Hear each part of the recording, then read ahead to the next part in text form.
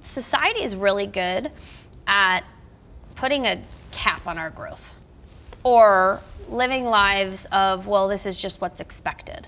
This is, you know, what I'm supposed to do. Oh, okay, so I'm going to be a teacher. I'm going to stay in that position. I'm going to stay in that role. I'll retire, and that's just the way my life's going to be. And there's no choice, and there's no option, when that's really not the case. In fact, there's always a choice, and there's always an option.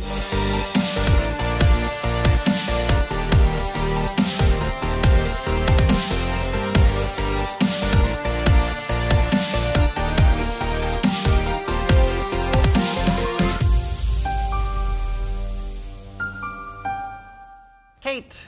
Hi, Andrew. How are you? I'm good. How are you? I'm doing great. Yeah? Like So phenomenal? I'm actually, yeah. I would describe, if I were to give you one word right now, phenomenal is a really solid contender. Nice.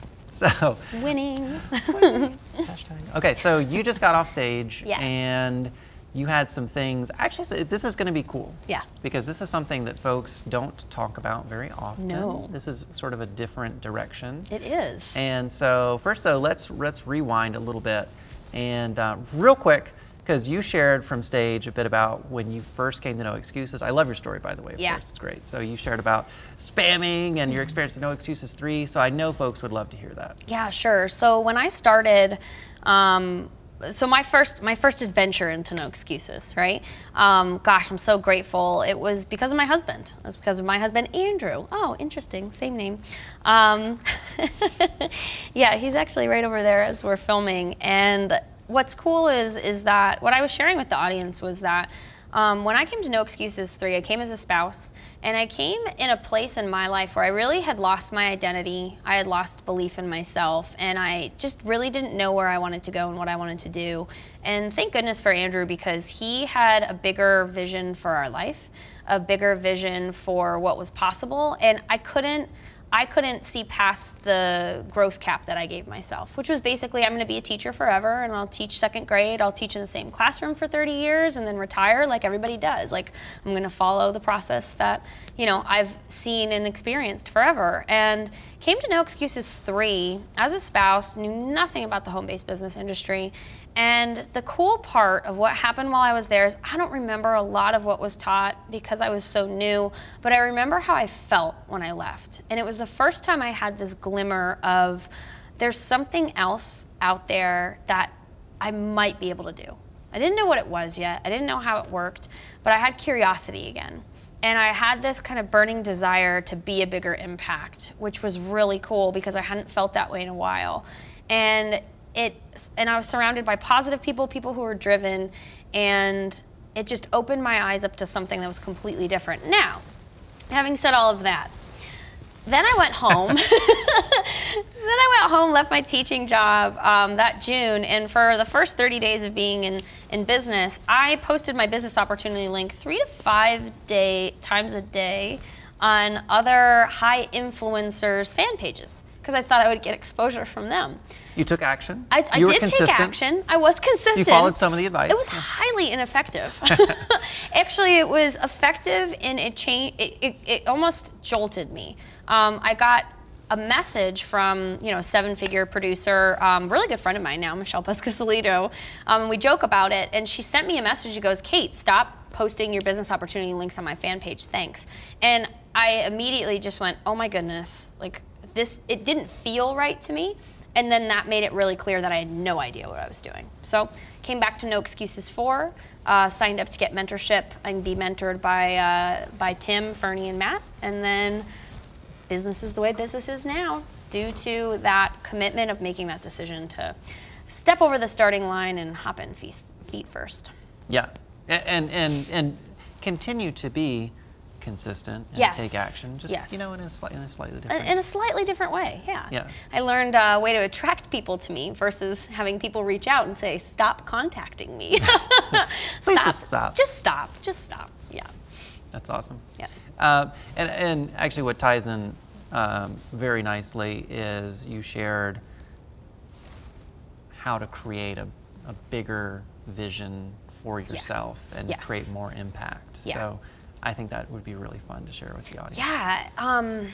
So what I learned about myself during that time, and what I see happen so much, even for our Fast Track members, is society is really good at putting a cap on our growth, or living lives of, well, this is just what's expected. This is, you know, what I'm supposed to do. Oh, okay, so I'm going to be a teacher. I'm going to stay in that position. I'm going to stay in that role. I'll retire, and that's just the way my life's going to be. And there's no choice, and there's no option, when that's really not the case. In fact, there's always a choice, and there's always an option. And the downside to not stepping forward and discovering that choice, or discovering that new space, or, you know, I've talked to so many people who say, I have a burning desire and I know I should be a bigger person and I know there's bigger things out there for me. Well, oftentimes they just don't necessarily have the roadmap, or maybe they don't have the mentorship. And what ends up happening is, you know, what impact is lost by staying in that space of, honestly, for me, it was a mediocre life. It was a life I didn't want to have my whole life be, you know, be about. And it doesn't knock somebody who's happy there, but I wasn't happy there. And I know a lot of people inside of our community, a lot of people who start a home business are looking to impact more people. And when you don't make that choice to step up, be bigger, listen to others that know more than you do, have them show the path, pretty much just say, you know what, just teach me what you know, be my guide, I'll do the work. And when people don't do that, there's lives that are not able to grow. There's lives that aren't able to, they're looking for someone, and it might even be somebody other than me, and they're looking for someone that's gonna have that one little thing that might just shift their whole way and their whole life. And I mean, that's what Tim, Fernie, and Matt did for myself. I know they did it for my husband as well. Is where I am now is wildly different than where I expected to be. And that is due in part in playing a bigger game. And that's what happens when you really start to take that step forward and just be the person that you need to be and not cap your growth. Because the only person that can limit your abilities and limit the massive growth that you have in your life is you. And so that's basically what I shared was, you know, the only person that can hold you back is you. So when are you going to start? And now is the perfect time to do it.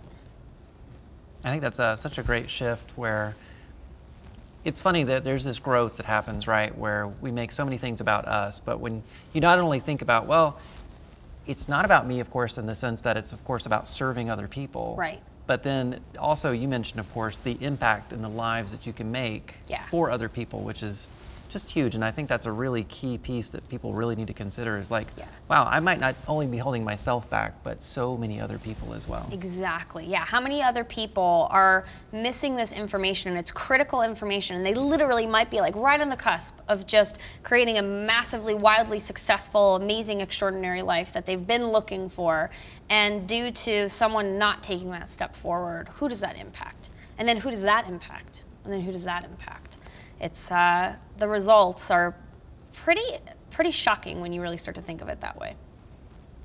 Awesome. So let's talk about this process. Yeah. Let's talk about this auditing process. You have a cool name for it. So it's the social content shortcut, but yes, it's an auditing process. Yeah. So how did this kind of come about, right? So Fernie and I were talking about, Fernie basically said, okay, Kate, what's new in your world when it comes to marketing? What's new in your world when it comes to what's hot and what's new that you're doing that's like on the cutting edge? And honestly, in full authenticity, responded to him, I really don't have anything hot and sexy right now to share with you, because what I started working on this past year was really strategy, and it was about, you know, building up a team and building up a company. And so I wasn't necessarily like on the cutting edge of like what's hot and what's new when it comes to social media, or how to do the best live stream, or how to do, you know, the best posting for Instagram, or things like that, like the little hacks.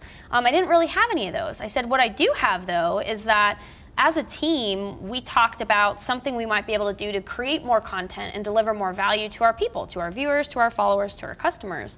And wouldn't it be cool if we had our followers peek behind the curtains on what was actually really going on in our business. Like, what was working effectively for us, what was ineffective for us, and what shifts are we making in order to continue to progress and continue to grow. We were naturally doing it anyways, as a business every single month, and so wouldn't it be neat if we recorded that and we invited people to those sessions and we actually investigated and we looked at what was effective for us that month, what was ineffective, and what might be some of the things that we do to create action for next month. And then invite them back again the next month and say, hey, here are the things that we tweaked. Were they effective or ineffective? And here's how we continue to move and grow. And so when I talked to Fernie about that, I said, I think it's actually something that's critically missing for people. Because I think people think you have to constantly reinvent the wheel when it comes to creating content. Or it always has to be the best performing Facebook posts that I have, or the best Instagram hacks, or the best email copy to write. And people rarely talk about what's actually ineffectively working for them. And so when we opened that up, and we opened up, hey, we'll show you what's working, and we'll talk about the reasons that we think it's really effective, but I also want to show you everything that actually didn't work for us this month. Because we live in this society, and this is what I shared, of this like perfect world of, I had an image of this woman who woke up and her hair's like perfectly curled, so her makeup's on, she's like lounging very seductively and just looks like really, really happy. And then I said, when in reality, most people are living their lives where, it was this little kid and he was in his like little playpen, and his hair's all over the place. And that's what real life is like. And so for most people, I feel like they miss what reality is or what didn't work. And so for a lot of times, people see successful people on social media and they think that everything is working for them. And so like every single month, they have things that are working. They have posts that are just constantly, like they hit post and it's just magically amazing. And that's not the case. We actually have more ineffective posts than we have effective posts. And so it was really neat to basically start giving our viewers a peek behind the curtain on how we are growing our business and how we're growing social media. And I wanted to share that with the Elite Marketing Pro community, because it's all things that people can do right now. Because everybody is doing something that they have to evaluate if you're actually actively building a business, right? You have to be doing something. And so wouldn't it be neat, especially if you're attracting prospects that are similar to you or might be growing a business or might be on a weight loss journey, wouldn't it be interesting if you gave them a peek behind the curtains on what your business is like, on all the ads that worked and all the ads that were absolutely terrible, so people can see that there's actually nothing wrong with them. And that's what I find is a lot of people think, well, what's wrong with me because I'm doing so many things that feel like they're wrong, or I'm doing so many things and I don't necessarily have as many things that are right. Well, the neat thing is that when you start to pay attention to that and you start to share that with people and you publicly do it, you kind of don't have a choice but to continue to grow and to continue to take action and to continue to investigate. And so the business consistently grows and expands because you're consistently investigating. And then the whole public side of it is that, we live in a world where people love reality TV. They love the ability to be able to see what actually is really happening. And that's what we've done, is we've opened up our business, and I wanted others to be able to do the same. Kate McShay, reality TV star. Dun, dun, dun, dun. I like it. So, peek under the hood. Yep. Now, what are some of the, if you don't mind sharing, what are some of like the KPIs, as an example, the key performance indicators that you might be looking at to say, hey, here's what is and is not effective? Yeah, so we specifically right now stay with just social media. And so, and it's just Facebook posts. So that's how we're doing it right now. And so what we're looking at is we're looking at a certain amount of reach. So anything that reaches over 3,000, anything, and it also actually pertains to what was the purpose of the post. So if we knew the purpose of the post, so we can see a massive difference between, so I showed an image where it was like one of our images on our fan page got 5,000 in organic reach, and another one got, I think, 625 or something like that, or along those lines. So there's obviously a drastic difference in one of them was very effective, one of them wasn't. So that's when we start to actually investigate, okay, what was the purpose of this? What was the actual vehicle of this post? Was it a Facebook Live? Was it a question that we asked? Was it an image? Was it a GIF? What were the things that actually created it to be effective? So when it comes to KPIs, what are the actual metrics and numbers, we don't always necessarily know, because each post has a different purpose. However, we did start to find trends. That's the neat thing of when you do it monthly. We noticed that when we were consistently doing Facebook Lives at least once a week, our organic reach started to really grow and expand. It almost doubled. And then when in April, I, like everybody does, at some point you kind of get into a little bit of a funk. I was traveling a lot and I gave myself all the reasons and excuses to not have to do Facebook Lives. So I did one in April and it actually drastically impacted our organic reach. So it was great for us to know and investigate because we started to see the trends. Oh, well, let's get back into doing more Facebook Lives. We did an interview with Fernie, and it was a longer live. It was about an hour, but it was our best performing post in the month of, I believe it was May. And so what we're going to do now is we're going to start doing more monthly interviews. And so when it comes to the actual KPIs or the metrics, it really does depend upon investigating the whole. It's like looking at the whole scope of our posts over a month, and then really just starting to determine, okay, what were the ones that really just like did not do anything, like they created a little blip, like maybe even just like 200 in organic reach. And then we have other ones that's like 5,000, 6,000, 9,000. Well, what made those different? And so then the next month we'll do more of what actually worked, or we might even tweak the ineffective ones to see if we can actually create more growth in those. And that's how we continue to create a process of getting a more expansive social media plan and catching trends. Really, really important. Because most people don't want to look at what's actually not working. Everybody wants to pay attention to just what's working. And when we looked at what was really ineffective, we started to see the trends of what wasn't working. It actually saved us. We were able to figure out the problem way faster and come up with a solution versus just not being aware of it at all and just kind of letting things run out. Can you give me an example of a type of post that was really ineffective? So we had a couple of questions, and questions typically work for us really well, but the one that I shared in the training was, what's one thing that you mastered lately? And so, yeah, even your face, you're like, I probably know the reason that didn't necessarily work, but I think it got like 4 comments, and that's just kind of rare for us.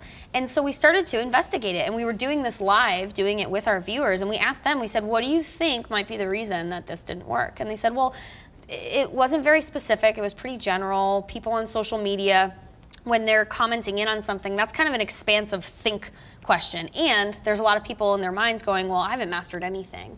Or, I don't know, there's not anything that I'm a master at, so they're not going to respond to it. And so what we decided was that questions do work for us. However, we have to be much more specific. It has to actually match our market. And we also started to test out questions with a couple of different options. Like, what trainings would you like to know more about? Prospecting, Facebook Messenger, or video.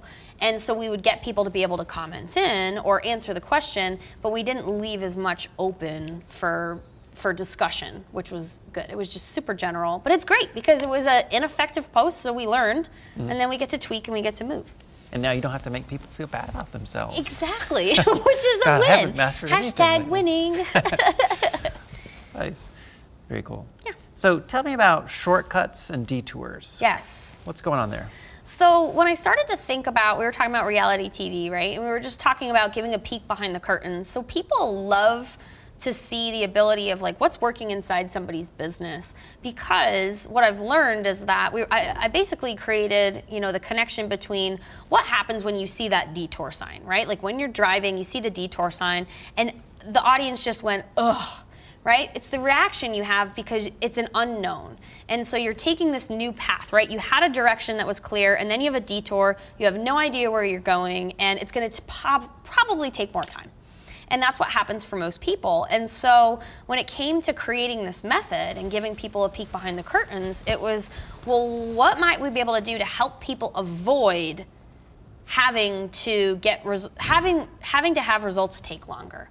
So how can we create less detours, and how can we create more of a shortcut to get to the end destination that they want to get to? And so that's when the audits came in. That's awesome. Yeah. Very cool. So, yes, next year yeah, is the 10th anniversary of No Excuses. I just got goosebumps. Right? Wow. Okay, so what if someone's at home right now and they're questioning, they're saying, hey, should I make the investment to come out and join everyone next year? What do you have to say? Oh my goodness. Well, my journey started in No Excuses 3, and no joke, started at No Excuses 3. So I am a living, walking testimonial of what is possible when not only do you get to live events, but you get to this live event. I have not found another event of more with a room filled with more driven, positive people that are led by a group of people who have such a strong vision in helping other people grow and become bigger, and actually have the tools and the skills to be able to make that happen. It's not fluff, it's not hype, it's down to your core actionable information that you can take. And we've had every single year proof of information that we've taken action and produced results. And so I cannot think of another event that I am more excited to go to every single year. And the other side that I see is, now having been to so many No Excuses summits, the people every single year that I meet, and then the next 12 months later, they're up on stage, which is what happened for my husband Andrew and I. We went to No Excuses 4. We were on stage at No Excuses 5. We've been speaking on stage ever since. And it warmed my heart this year to really become aware of how many people show up to this event and then 12 months later end up on stage. You don't see that very often when it comes to other events. So what that tells me is that Elite Marketing Pro has an amazing ability of helping people learn how to become resourceful and create results for themselves so that they can create more exposure and that they can impact more people. And that's the reason to come to No Excuses. Thanks, Kate. Welcome. Appreciate it. Absolutely.